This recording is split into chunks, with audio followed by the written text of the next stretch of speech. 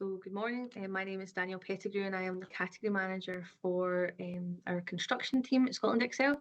And today I'm going to give a short presentation on sustainable procurement and the key considerations in 22-23. After the presentation, I'll be joined by my colleagues in the wider panel who represent our categories in corporate and social care and transport environment. And we're happy to answer any questions you have on sustainable procurement or our upcoming portfolio.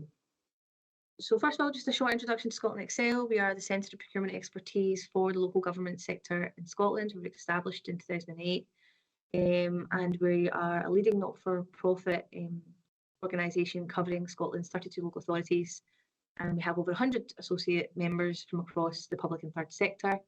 Our portfolio includes 70 national collaborative frameworks with a value of £2 billion, and our contracts are designed to help our members deliver better public services by embedding sustainable procurement, as we see this as a driver for social, economic and environmental benefits for our communities. So that's who Scotland Excel are. Now, what is sustainable procurement?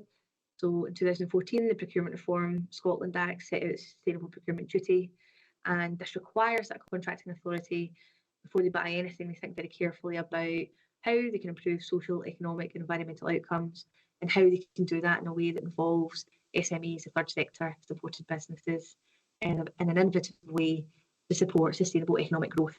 And we're now moving on to the third generation of national collaborative frameworks awarded since the introduction of this duty.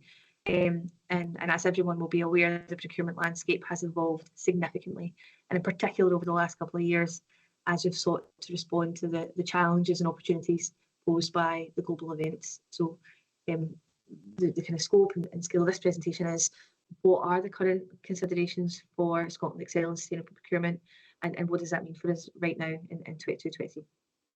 So contract delivery planning to support Scotland's economic recovery, careful consideration has been given to our pipeline of frameworks and how we plan this. And there are emerging opportunities as part of this. So a good example is the property repair, maintenance and refurbishment framework that my colleague Craig Richardson is also presenting on today. And here there's an opportunity to engage with a new supply chain, which is primarily made up of small Scottish suppliers, as we seek to establish a new route to market for our members for housing repairs and maintenance, which obviously has social implications for our communities and supports jobs and skills. So to allow and create capacity for this, for some of these emerging opportunities, we also have to think about efficiency and consolidation of our delivery plan. And this just makes sure that we are best deploying our specialist skills and available technical input, so that we're not having duplication of effort for buyers and suppliers. So for example, we have our construction materials framework, which will be coming out to tender later this year, and that has traditionally been 5 separate frameworks, although it's very similar selection and work criteria, very similar terms, very similar commercial approach. And so to reduce that duplication of effort, both for our buyers in generating some of that material and also for our suppliers in tendering for some of that, we're looking to consolidate that arrangement. And also another area for delivery planning is extension. So in instances where there are disrupted or unstable markets, it might make it difficult for a supply chain to engage with a particular opportunity. And in those cases, we might take a view that it's appropriate to push that back or delay that slightly to enable that to be, have an appropriate level of engagement. The key message here is around collaboration and engagement. If we're consolidating arrangements and we're looking to discuss what that will look like and how that should be structured and lotted to remove any barriers to entry, please, don't see that's a dilution of any opportunity to win public sector contracts. We will always think very carefully about how that's lotted and set out. Equally, if we're asking, for confirmation of our proposed extension options, this will always be done in a transparent and an equal way. And equally, where we're looking to take on first generation new arrangements and new ways of contracts and opportunities, much of that being driven by net zero, we will be open and receptive to innovation and your views about how those need to take shape. So on delivery planning, there's a lot to consider in terms of how we make sure that we have a sustainable pipeline of contracts. So I mentioned briefly on the last slide, market volatility as it relates to some of the extension decisions that we might take. I think it's also relevant to talk about tendering and contract management during volatile markets. And I don't think there is a single contract, a single framework, or a single category or supply chain across our portfolio that has not been impacted by the unprecedented volatility over the last 2 years, starting with our social care and facilities contracts and making sure that everyone had what they needed, at the start of the pandemic, then into the shutdown of the construction sector, the huge surge in demand and what that did for our stocks of available materials, and exhausting some of these materials and product lines. And then equally, the increasing energy, logistics and fuel costs are impacting our fleet and food categories at the moment. And there are a number of implications, therefore, for sustainable procurement. So mitigating actions kind of operationally, much of this will be about data analysis, benchmarking, demand planning, exceptional price negotiations, supply relief with all of that. So although there are commercial considerations about the data and the demand planning, there are also some really excellent examples of how we've collaborated over this time, where we've found the balance between making sure we have sustainable pricing to protect supplier positioning and jobs, whilst also ensuring these are affordable for our members and provide a sustainable route to market for key goods and services. So the key message here is, please don't think that we won't be receptive to that. We have developed a lot of experience for the last couple of years of operating in a volatile supply chain and working in collaboration with suppliers and buyers to make that work. That is a kind of operational perspective. Also, I'd like to consider the kind of strategic perspective there about development and resilience. So the disruption that we've experienced over the last couple of years has really exposed the need for greater supply chain resilience. And some of the activities that we're doing at the moment is engaging with some of our partners, such as Scottish Enterprise and Scottish Government, about opportunities for increased resilience. And that has implications for sustainable procurement as it relates to local economic development, expansion of our manufacturing capacity, community wealth building, job creation, and a reduction in embodied carbon. So I guess out of this volatility, there's huge sort of social and economic considerations for us as well. So net zero 2045 is also fundamental to our sustainable procurement aspirations at Scotland Excel and how we support our members towards meeting those targets that have been set out in Scotland's climate change legislation, whereby we're looking to achieve net zero emissions of all greenhouse gases by 2045. And this guidance sets out that a rapid transformation across all sectors of our economy and society is required. So there's a real recognition of the power that the annual public procurement spend has in this space, and there's a climate procurement forum set up to develop full training and guidance here.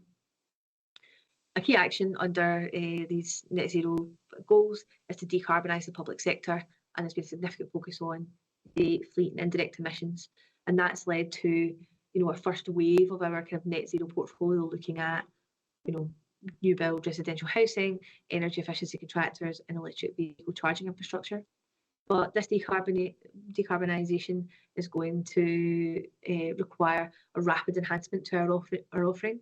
We're going to need second and third waves of frameworks that look at emerging technologies, infrastructure and innovation, and this will be driving a lot of our sustainable procurement initiatives. Related to this is monitoring and reporting.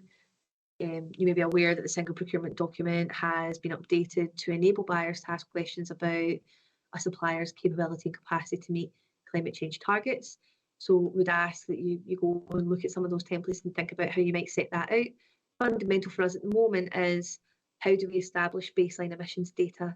How do we monitor that? How do we report on that so that we can quantify the impact that our frameworks and our contracts are having in the supply chain, and to inform future decision making about retrofit versus new build and how we best manage our estates.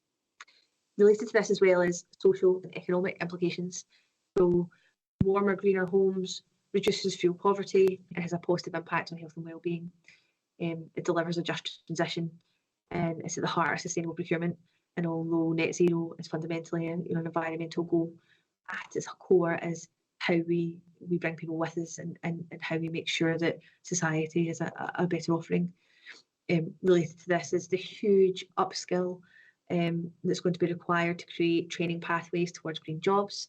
and have a positive impact on our future generations. So I guess net zero, although it's an environmental goal, it has huge implications for skills, training, jobs, and health and well-being. So it's fundamental to our sustainable procurement approach.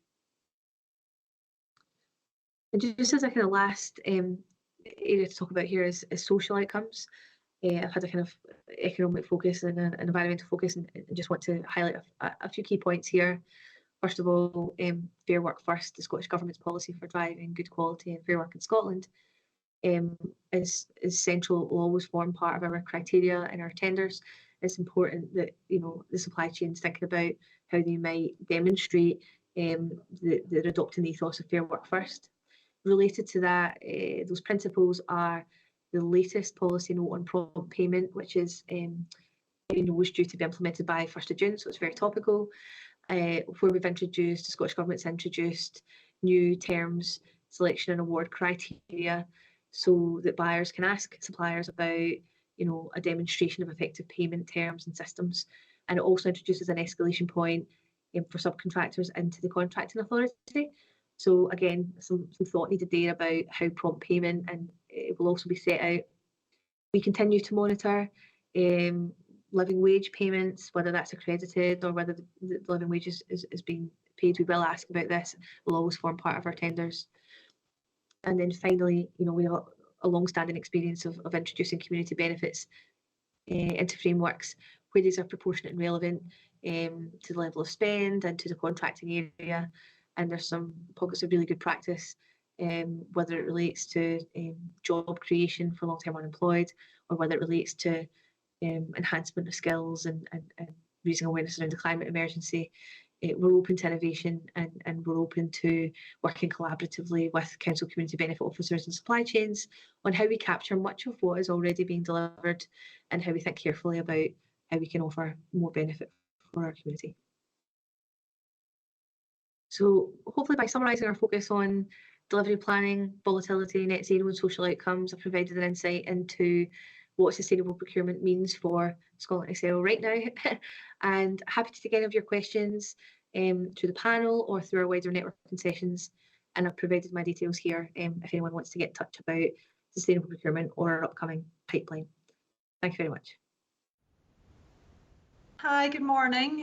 Thank you for joining us for the questions in response to Danielle's Sustainable Procurement Key Considerations in 2022-23 presentation. Before we take questions, I'd like to do some introductions of who we have on the panel. You've already heard from Danielle. I am a project and account manager at Scotland Excel, and I work with the councils across the country supporting the joint working partnership that we have with them. And I'll now hand over to Grant to introduce himself. Good morning everyone, and thanks for joining the session this morning. It's greatly appreciated. My name is Grant Montgomery. I'm Category Manager in Scotland Excel for Transport and Environment. So I look after all the fleet related contracts, roads and environmental goods and services as well. And I've also got a key focus on net zero technologies. And Laura.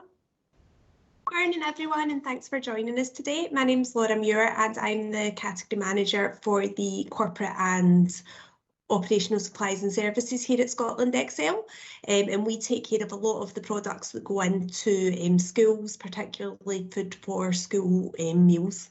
Thanks, Sarah. Okay, so just looking to see if we've got any questions coming through, so please put your questions through in the chat box and we'll do our best to answer them. So first question I've got here, are there any tools available to help my organisation understand its ethical conduct and sustainable practices? So if I go over to Grant for that one. Thanks Sarah, and thanks to whoever posted that question. You know, as we're all aware with the climate emergency and the legislation that's came out of the climate emergency, getting to net zero is a primary focus, I think, for not just obviously the public sector, but for suppliers and the nation as a whole. So it's a key focus for, I think, the whole nation. I think in terms of tools, there's obviously a lot of studies and information out there. Certainly the Scottish Government website itself's got a lot of useful information. There's e-learning.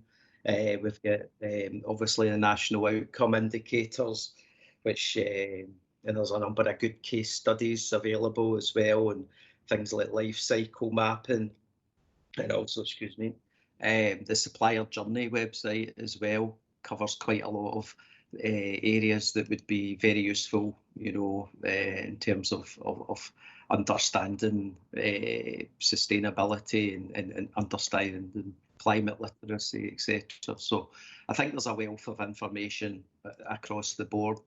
But, you know, I suppose it's like anything, we would always direct people towards good sources of information. So whether that be Scottish Government, etc., Zero Waste Scotland, Supplier Development Programme itself. So thanks, Sarah. Next question we've got. So we find it really hard to bid for frameworks because there is no guarantee of work, particularly ranked frameworks. Do you have any pearls of wisdom to share on this? Why should my business bid for something that isn't guaranteed? So maybe go to a couple of people, but I'll start with Laura on that one, if you've got any thoughts on that. Yeah, I mean, that's a really good question, and I think as one of our old colleagues used to describe it, the framework is the vehicle and it's the councils that really drive it. I think you guys can imagine who that came from, but it's a really good foot in the door with the councils, and we can help you to really build that relationship with the councils and achieve some business from the frameworks, whether that's sharing information out to the user information groups, whether it's engaging with our marketing team so that we can really highlight your products and services. Should also probably mention, for the majority of Scotland Excel frameworks, we don't actually rank them, so it is down to the councils what suppliers they choose to use. And we're just there to kind of support as much as possible and open up those relationships. Danielle, anything you'd want to add on to that? Yeah, I think just sort of echoing what I had put in the presentation, I think a lot of it's about come and talk to us. You know, we release our upcoming frameworks, all of them have a prior information notice, and we open the door for some consultation there. Come and talk to us and find out, you know, what is the demand that we have, how might we be lotting that or setting that out to capture specialist elements, and you know, how big do we believe that supply chain to be, and you know, because you have to be sort of in it, you know, in the framework, and part of that to be able to have access to significant chunks of public sector spend. And if the last couple of years has taught us anything, it's that the supply chain and the requirements of that can, you know, change overnight, and that we might have to look to operate in a different way and use suppliers have not maybe utilised before. So I would just say come and talk to us about it and understand what the need is and the scope and scale of it is. And it just means that we then take into consideration, you know, how you would look to do business with the public sector. So come and talk to us is what I would say. Yeah, definitely. And just to kind of add to that, I think it's if the framework is a council or any of our associate members' route to market, then you need to be in there to be in with a chance of getting some of that work. It is the kind of one stage of a longer process, and it's over 4 years, and there's lots of opportunity to be had once you're on. So questions coming through. What opportunities are available to more rural areas of Scotland for upcoming frameworks? So can I start with Danielle on that one, please? Of course. So many of our frameworks are blotted geographically, and we might even, you know, sometimes we'll do a regional award, sometimes we'll do a per council award. Depending upon the nature of the goods, works or services that we're looking for. What sometimes can be a key strategic procurement objective for us at setting our strategy is actually that we maybe don't have as much competition in rural areas as we would like, and that we can come out and do particular roadshows in that area. We can be hosted by councils in that area to understand what a local supply chain looks like and how they might service and what the frameworks. And Laura's got some good examples of that from her areas of working with really micro businesses. So what I'd say is that rural areas can be more challenging for us competitively, and we're always looking to encourage the supply chains to come there. And actually, some of our councils, if some of the local suppliers are not on the framework, it provides a barrier for them utilising the framework. So we want to make sure that it's inclusive as possible. So I'd say there's lots of opportunities coming up in the pipeline that are going to be geographically allotted. So please, again, come and talk to us about some of that. Yeah, Laura, do you have anything you'd like to add to that? Because I know that within your portfolio, it's a really key factor for your supply. Yeah, definitely.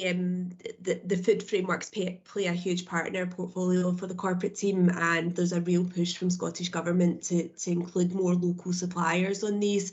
To get round this, for some of the more rural areas, we actually go even further than kind of sublotting by council, and we break those council areas into smaller chunks to try and attract more local businesses and try to get coverage for more of the rural areas. For example, on our milk framework, Argyll and Butte's actually divided into 7 kind of smaller sublots to try and get coverage for all the areas of that council. And that's something that we're always open to when we're at the prior information notice stage, speaking to suppliers and finding out what kind of areas they could cover. Great, thanks, Laura. Another question coming through. What kind of community benefits would you recommend for a sole trader? So, Grant? It's a good question. Thanks, Sarah, and thanks for whoever posted it. I suppose being a sole trader, we're making a bit of an assumption that there's not a lot of turnover necessarily going through the organisation. So I guess there's a bit of realism that's required there. Obviously, any kind of social value that can be put back in through community benefits would be greatly welcomed.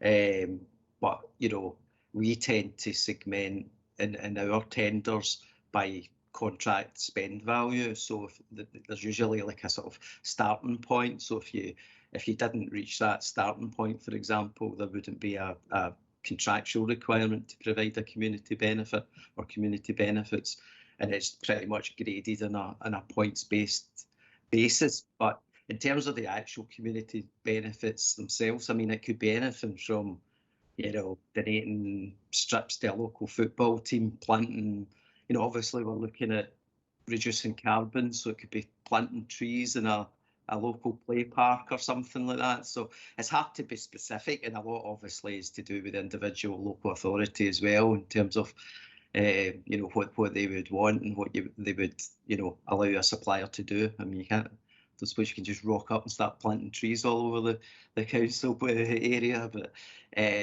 so it's hard to be prescriptive about it. But I think it's important to state that there's we do put a threshold, so there's a sense of realism there in terms of company turnovers or organisational turnovers.